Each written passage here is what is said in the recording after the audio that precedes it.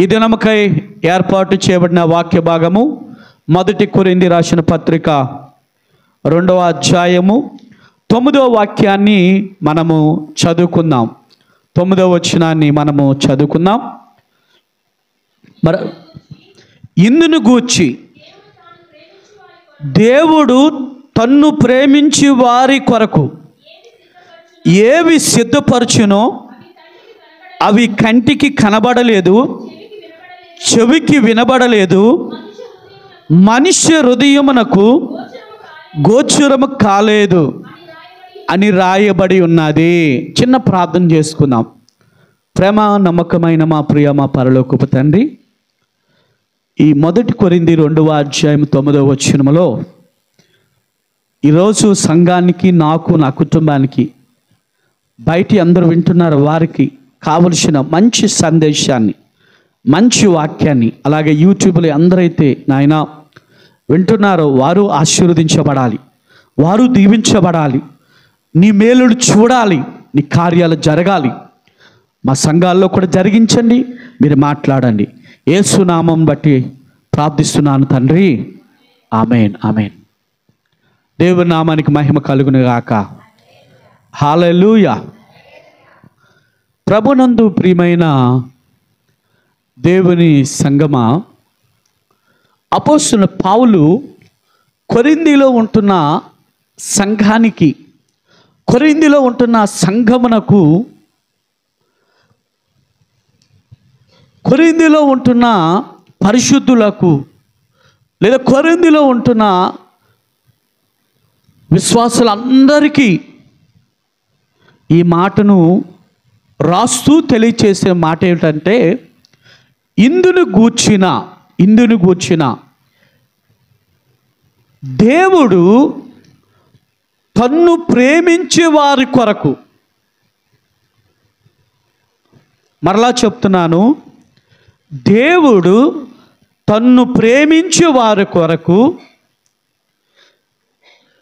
ఏవి సిద్ధపరచునో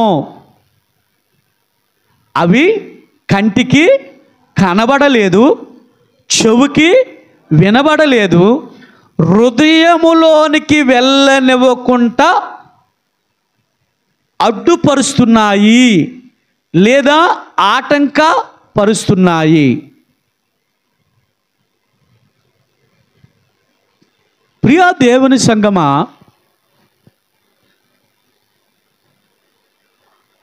దేవుడు చేసిన కార్యాలు, దేవుడు లేదా చేయబోయే అద్భుతాలు మన కంటికి కనబడనివ్వకుండా, మన చెవులకి వినబడనివ్వకుండా, మన హృదయములో నెమరు వేసుకోనివ్వకుండా,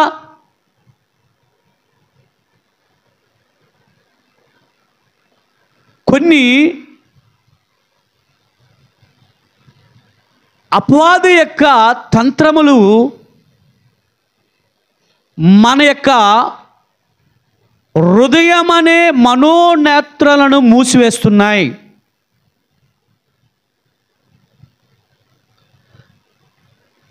అందువలన నువ్వు లేదా నీ కుటుంబంలో, నీ యొక్క జీవితంలో దేవుడు ఎన్ని కార్యాలు చేసినా, దేవుడు ఎన్ని అద్భుతాలు చేసినా నీ కంటికి కనబడనివ్వకుండా చేస్తున్నాయి,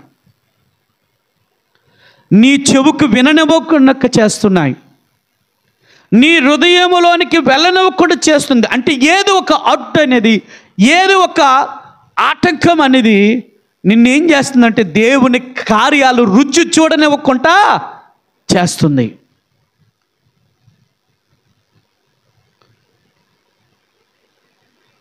అయితే మనము వాటి నుండి బయటికి రావాలంటే, మన కళ్ళతో దేవుని కార్యాలు ఇంకా చూడాలనుకుంటే, మనం ఇంకా చెవులతో దేవుని కార్యాలు చూడాలనుకుంటే, ఆ కార్యాలు మన హృదయంలో నెమరు వేసుకోవాలంటే మనము దేవునికి ఎట్లా ఉండాలి, ఏ విధంగా ఉండాలి, ఏ రీతిగా ఉండాలి, ఆయన ఉన్నాడా లేదా, లేదా దూరముగా ఉన్నాడా, లేదా దగ్గరగా ఉన్నాడా, అని వాక్యము ద్వారా ఒక్కసారి మనము చూద్దాం. రండి, ద్వితీయోపదేశ కాండము 4వ అధ్యాయము 7వ వాక్యాన్ని మనము చదువుకుందాం. ఏలి అనగా మనము ఆయనకు మొర్ర పెట్టినప్పుడు ఎల్లా మన దేవుడైన యెహోవా మనకు సమీపముగా ఉన్నట్టు మరి ఏ గొప్ప జనమునకు ఏ దేవుడు సమీపముగా ఉన్నాడు? దేవునికి స్తుతి కలుగును గాక. హల్లెలూయా. మోషే దేవుని ప్రజలకు తెలియచేస్తున్నాడు. మోషే దేవుని ప్రజలకు చెప్తున్నాడు, ఓ ఇశ్రాయేలు జనాంగమా, ఓ దేవుని ప్రజలారా లేదా సంగమా అని చెబుతున్న మాట ఏమిటంటే, ఏలి అనగా మనము ఆయనకి మొర్ర పెట్టినప్పుడెల్లా లేదా ఆయనకి ప్రార్థించినప్పుడెల్లా లేదా ఆయనకి విజ్ఞాపన చేస్తున్న సమయంలో లేదా మన ఉపవాసము ఉన్నప్పుడు ఆయనతో గడుపుతున్నప్పుడు మనము గ్రహించవలసింది, మనము చూడవలసింది, మనము వినవలసింది అది ఏమిటి అంటే, మన దేవుడైన యెహోవా మనకు సమీపముగా ఉన్నాడు. దేవునికి స్తుతి కలుగును గాక.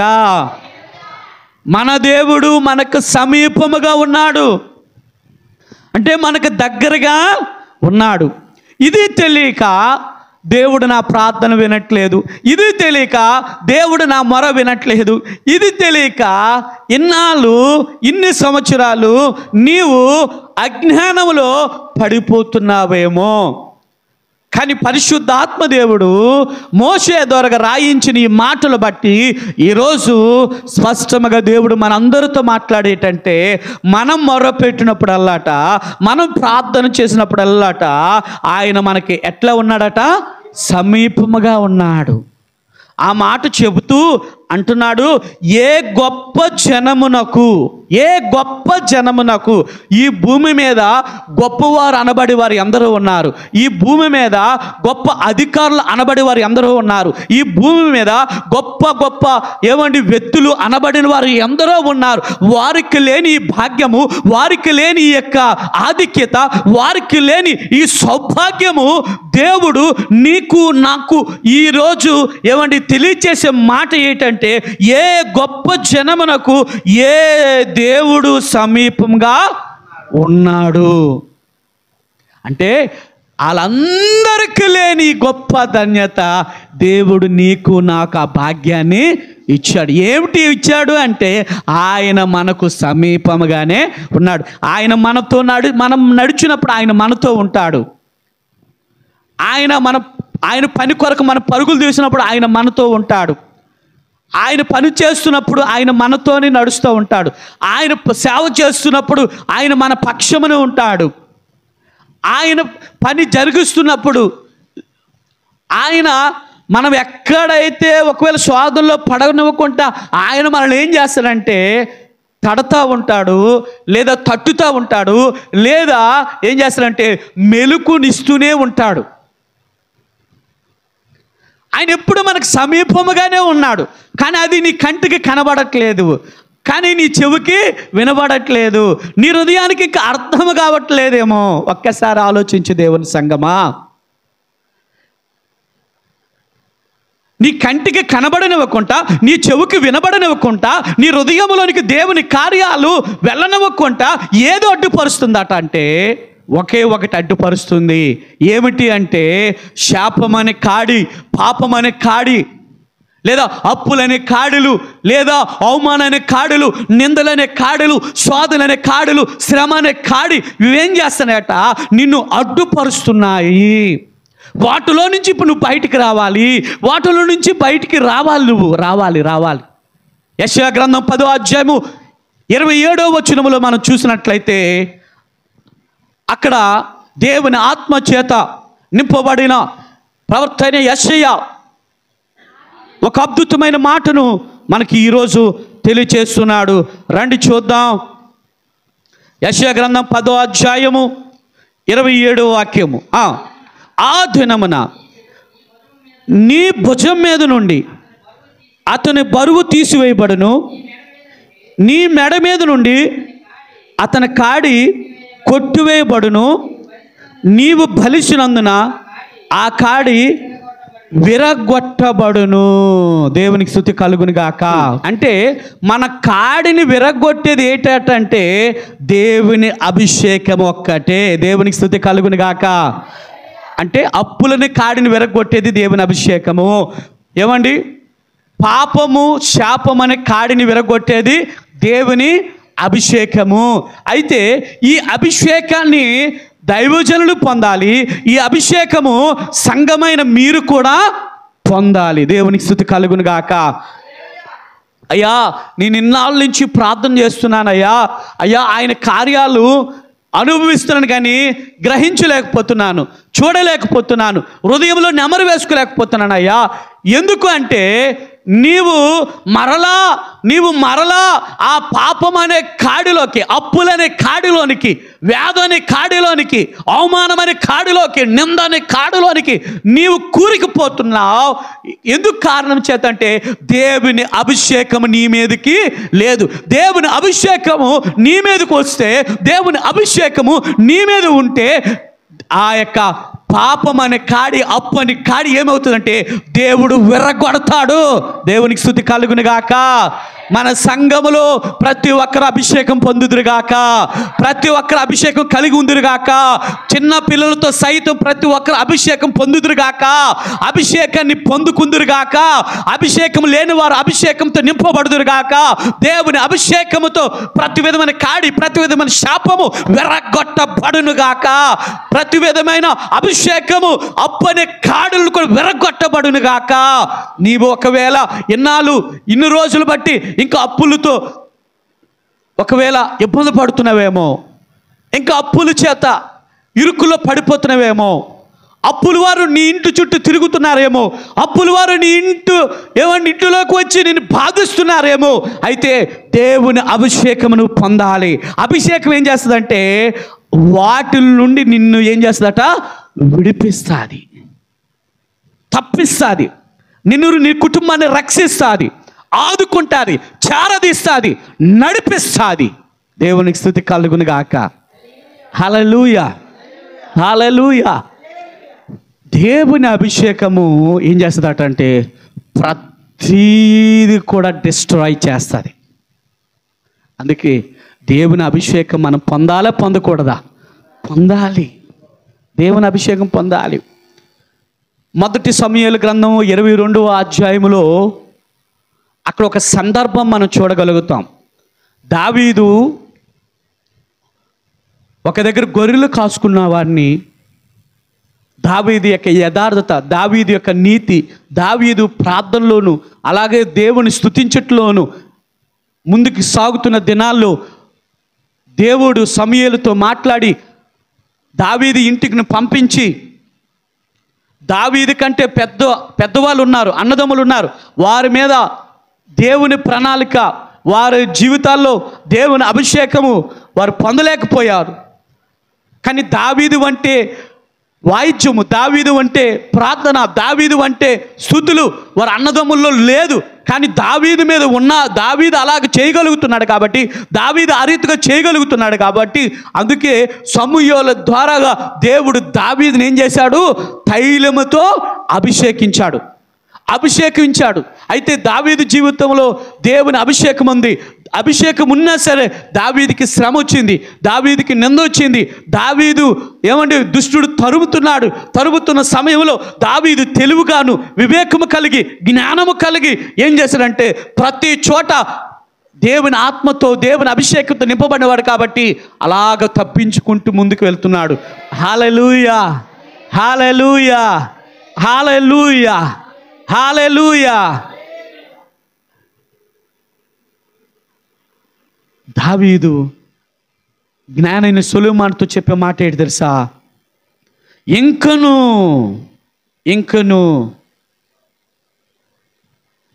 నీవు సంపాదించుదువుగాక అన్నాడు. ప్రవచించి మాట్లాడాడు. ఇక్కడున్న బిడలపై నేను ప్రవచించే మాట ఏంటంటే దేవుడు అట్టి జ్ఞానం మీకు ఇచ్చిన గాక. దేవుడు ఆత్మ జ్ఞానం, ఆత్మ అభిషేకం మీ మీద కుమ్మరించబడును గాక. మీరు గొప్ప ప్రయోజకులు అవుదురు గాక. మీరు మీ కుటుంబం గొప్ప క్షేమముతో ఉండుదురు గాక. మేలుకరమైన జీవితాల్లో జరుగును గాక. హల్లెలూయా, హల్లెలూయా. అట్టి అభిషేకంతో నింపబడుదురు గాక. అందుకే రండి, ఒక మాట రాయబడి ఉన్నది, కీర్తనలు 23వ కీర్తన 5వ వచనాన్ని చదువుకుందాం. రండి, 5వ వచనము, 23 కీర్తన 5వ వచనం. నా శత్రువులు ఎదుట నీవు నాకు భోజనము సిద్ధపరచు. చూసారా, శత్రువులు ఎదుట దేవుడు ఏం చేశారట? దేవుడు ఏం చేశారండి? భోజనమును సిద్ధపరిచాడు. నీకు ఎవరికైనా శత్రువులు ఉన్నారేమో, నిన్ను ఎవరైనా అవమానిస్తున్నారేమో, నిన్ను ఎవరైనా నిందిస్తున్నారేమో, నిన్ను ఎవరైనా హేళన చేస్తున్నారేమో, నిన్ను నీ కుటుంబాన్ని బాధ పెడుతున్నారేమో. అయితే అదే శత్రువులు ఎదుట దేవుడు ఏం చేస్తాడు తెలుసా? నీకు మంచి ఆహారాన్ని ఏర్పాటు చేస్తానంటున్నాడు. దావీదుని వాడుకున్న దేవుడు, దావీదుని నిలబెట్టిన దేవుడు, నిన్ను నీ కుటుంబాన్ని దేవుడు నిలబడతాడు. తొందరపడకు, కనిపెట్టుకో, ప్రార్థించు, దేవుని స్తుతించు, దేవుని గణపరచడం నేర్చుకో. తొందరపడకు, ఆవేశపడకు. దేవుని కార్యము చక్కగానే జరుగుతాయి. దేవునికి స్తుతి కలుగును గాక. ఆ మాట చెబుతూ, నూనెతో నా తల అంటి ఉన్నావు, నా గిన్నె నిండి పొర్లుచున్నది. దేవునికి స్తుతి కలుగును గాక. నా గిన్నె నిండి పొర్లుచున్నది, నా గిన్నె నిండి పొర్లుచున్నది. అందరూ చెబుదామా? నా గిన్నె నిండి పొర్లుచున్నది, నా గిన్నె నిండి పొర్లుచున్నది, నా గిన్నె నిండి పొర్లుచున్నది. అనగా దేవుని అభిషేకము నీ ఇంట్లో పొంగు పొరులుగాక.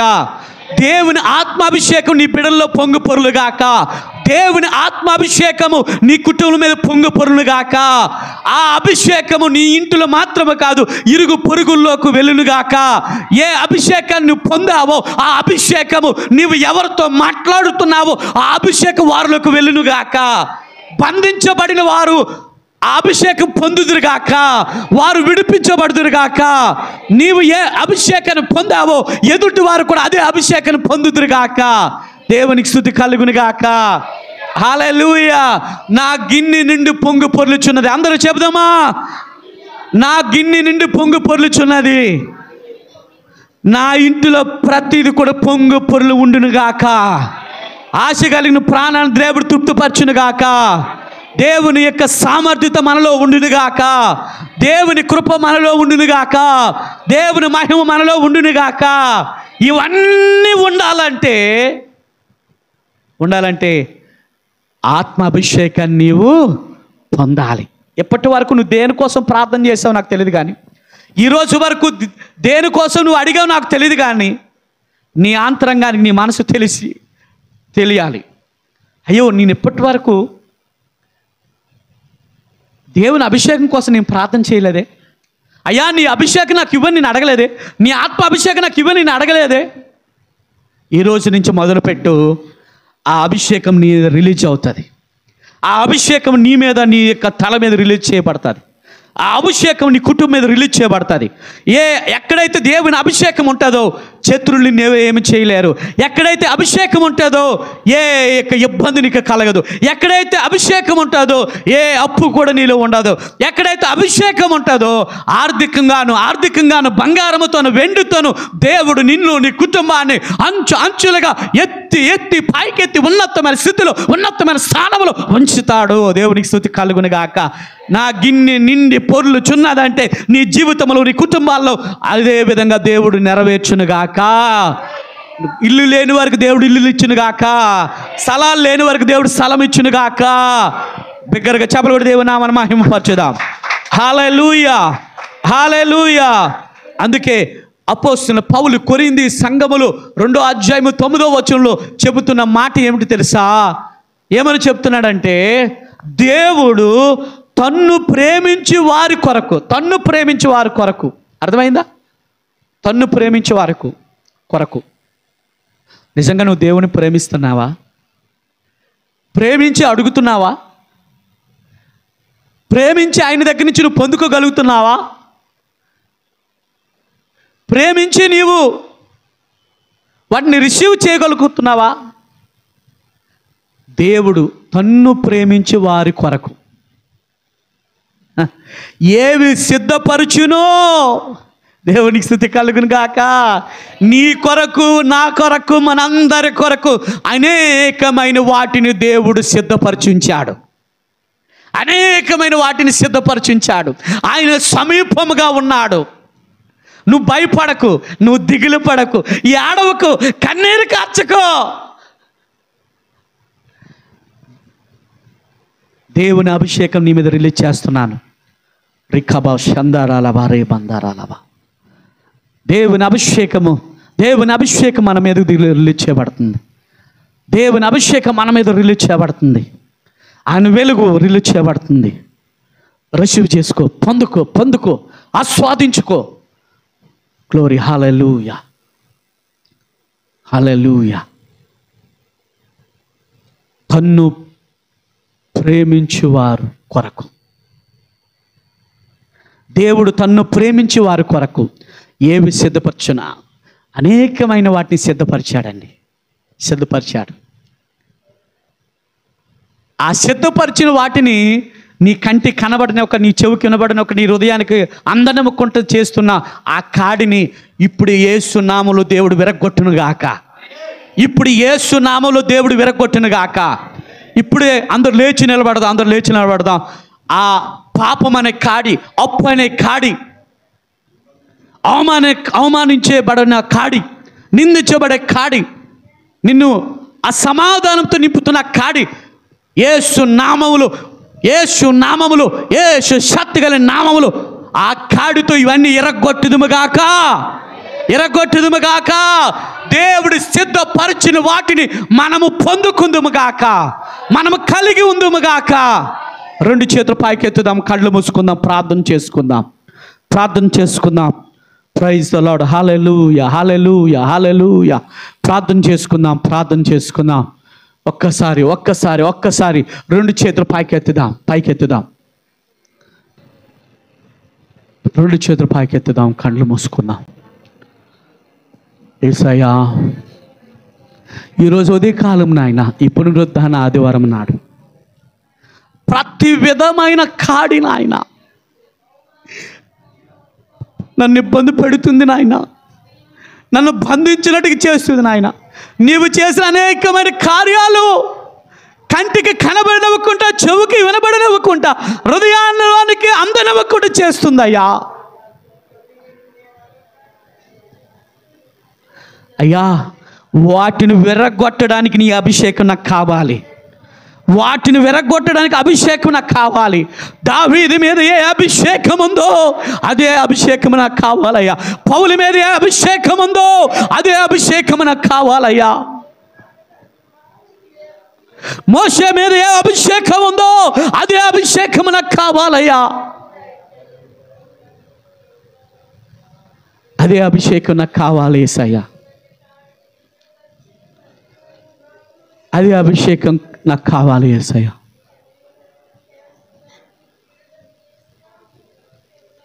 యేసయ్యా, అదే అభిషేకం నాకు కావాలి. ఆ అభిషేకం లేక ఇప్పుడు వరకు నేను, నా కుటుంబం నశించిపోతున్నామయ్యా. ఆ అభిషేకం లేక ఇప్పుడు నా కుటుంబంలో అసమాధానమే కనబడుతుందయ్యా. ఆ అభిషేకం లేక ఇప్పుడు నేను, నా కుటుంబము ఎవరికి సహాయం చేయలేకపోతున్నాము తండ్రి. మన రెండు చేతులు పైకెత్తి కళ్ళు మూసుకొని ప్రార్థన చేసుకుందాం.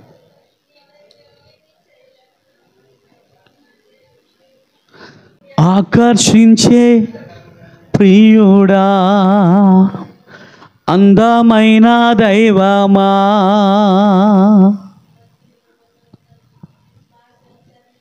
ప్రతి ఒక్కరము కూడా ఈ సమయంలో దేవుని స్తుతించే వారుగా ఉందాం, దేవుని గణపరిచే వారుగా ఉందాం, దేవుని మహిమపరిచే వారుగా ఉందాం. దేవుని బిడ్డ, ప్రతి ఒక్కరు కూడా పెదవులు విప్పుదాం. అయ్యా నీ అభిషేకం నాకు కావాలయ్యా. ఎవరు మౌనముగా ఉండదు. స్వరమెత్తి స్వరమెత్తి స్వరమెత్తి స్వరమెత్తి ఆకర్షించే ప్రియుడా, అందమైన దైవమా, పరిపూర్ణమైన వాడా. ఆకర్షించే ప్రియుడా, అందమైన దైవమా, పరిపూర్ణమైన వాడా. పరిపూర్ణమైన వాడా. అందరము ఆకర్షించే ప్రియుడా, అందమైన దైవమా, పరిపూర్ణమైన వాడా.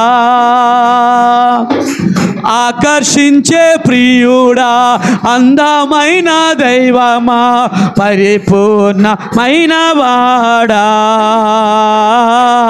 పరిపూర్ణమైన వాడా. చప్పలు కొట్టి దేవుని స్తుతిద్దాం. నీదు తలపై ఉన్న అభిషేకం అధికంగా సువాసన వీచుచున్నది. నీదు తలపై ఉన్న అభిషేకం అధికంగా సువాసన వీచుచున్నది. నీమై ప్రేమ చేతులు, ప్రేమించు చేతులు, నీదు ప్రేమ చూపులు నాకు చాలు. నీదే ప్రేమ చూపులు నాకు చాలు. ఆకర్షించే ప్రియుడా, అందమైన దైవమా, పరిపూర్ణమైన వాడా. ఆకర్షించే ప్రియుడా, అందమైన దైవమా, పరిపూర్ణమైన వాడా. పరిపూర్ణమైన వాడా. ఆకర్షించే ప్రియుడా, అందమైన దైవమా, పరిపూర్ణమైన వాడా. అందరము చప్పలు కొడుతూ దేవుని ఆరాధన చేద్దామా. ఆకర్షించే ప్రియుడా, అందమైన పరిపూర్ణమైన వాడా. పరిపూర్ణ నిన్ను పాడే హృదయం ఆనందించేను. పాడేదాను నిన్ను పాడే హృదయం ఆనందించెను. నాట్యంతో పాటలు పాడేదాను. దేవాతి దేవుడని, ప్రభువుల ప్రభు అని అందరికీ నిన్ను చాటి చెప్పేదను.